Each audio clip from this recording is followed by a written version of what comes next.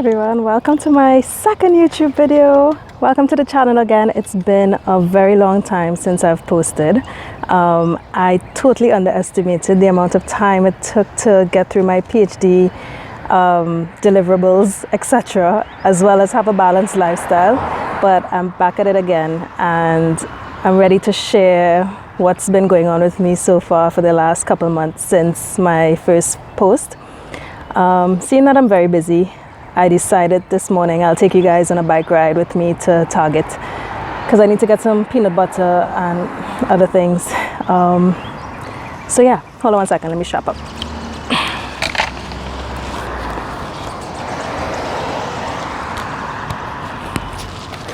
All right, let's go. So Target is about a 5-minute bike ride from here. And I decided, to just change up the video scene a little bit.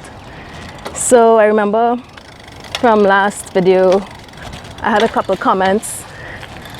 Akila asked me, what was it like being a PhD student? And then Jean-Claude, he asked about what inspired me to do my PhD and what got me into the field of biomedical engineering.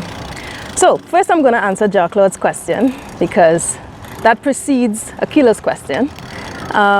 So what got me into biomedical engineering? So firstly, when I was younger, I wanted to be a pediatrician. I feel like so many people said that because that's what their parents told them they should be, or they should be a lawyer, a doctor, And I was like, I want to be a pediatrician.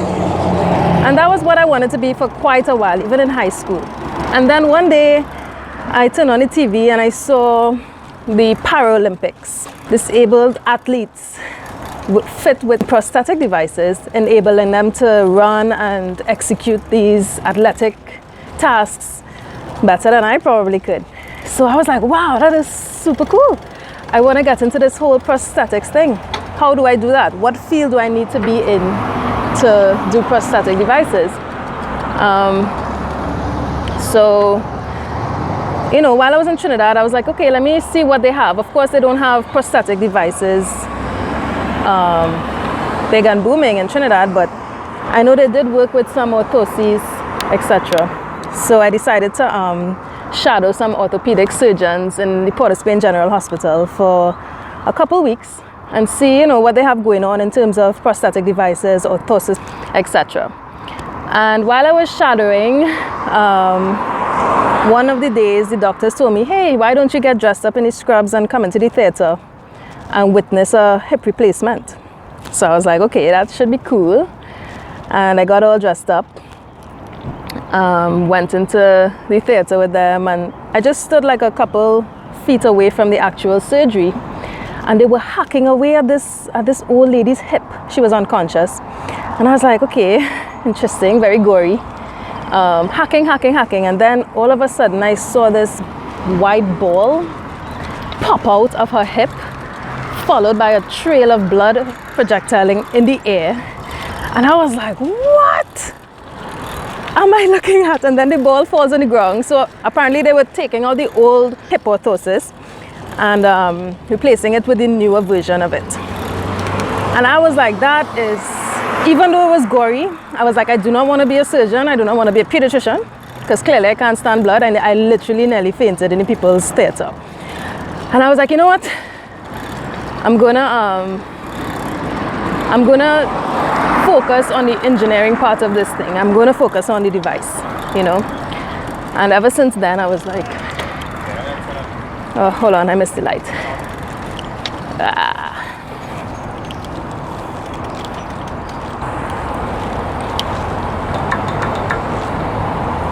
So ever since that experience, shadowing those orthopedic surgeons, I applied to a bunch of biomedical engineering programs in the US and I got into Penn. So I did my undergraduate there. I learned a lot of different components of bioengineering. So it had the tissue and cellular component, and then it had biomechanics, which is what I was really interested in. And I took that a step further, did robotics because I wanted to learn more about the physical components and how we can control robots and interface them with humans, etc. And that really stemmed my interest. So now I'm here at Georgia Tech and Emory biomedical engineering PhD program, And you know, I came in wanting to do neuroprosthetics in an effort to allow people who have physical disability to control devices using their neural commands. Because of that whole lab situation I discussed in my first video, you know, I need to take things in baby steps. So let me tell you a little bit more about where I am now, because I remember telling you I didn't have a lab for the last how much months, and I was lab searching and all these things. And whatever lab that I get into, I'll have to perform work that is related to what the professor is doing. So now my PhD studies will be, I mean, within my interest, but also within the principal investigators' overall research goals, etc. So I can't be so picky. That's what I've realized. But anyway, stay tuned. Let me show you what happened.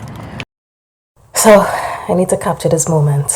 I couldn't go and do my hair or bathe or anything. I just needed to capture the moment where I just received the email that I finally got a lab. I'm sorry about the lighting in the background. But oh my God, it's been nearly the entire semester and I've been stressing out about not finding a lab, and I finally got that email, which I will show you in a bit. I'm really happy. I'm really happy.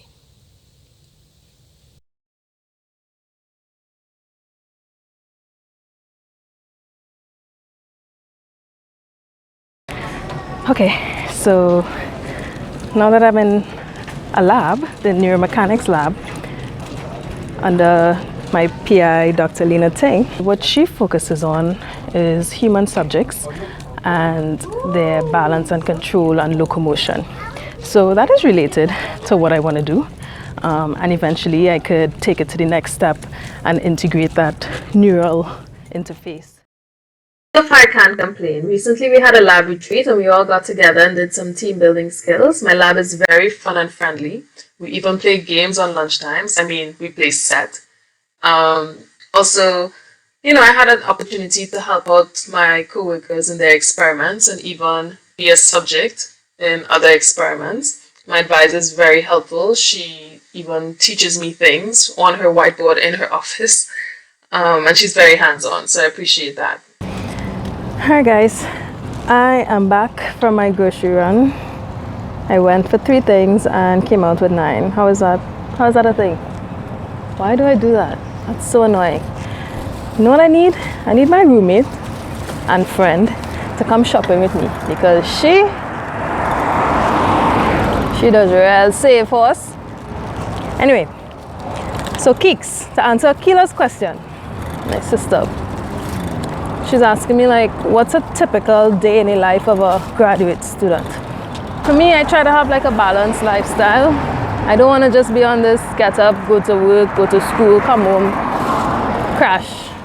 What I like to do is at least 3 mornings I wake up early, 5, 6 o'clock in the morning, try to get some self-development reading in. So, you know, things that could help boost my life, my spirit, my happiness. Also, like, I like watching short motivational videos on YouTube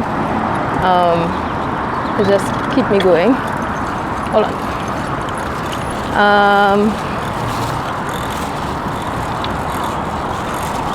Then I'll get ready, go CrossFit.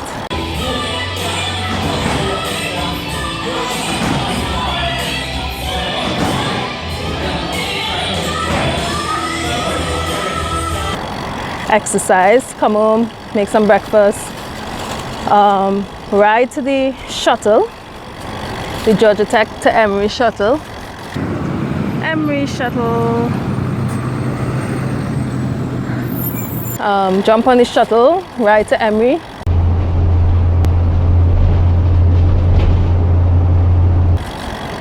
Go to lab, do some work.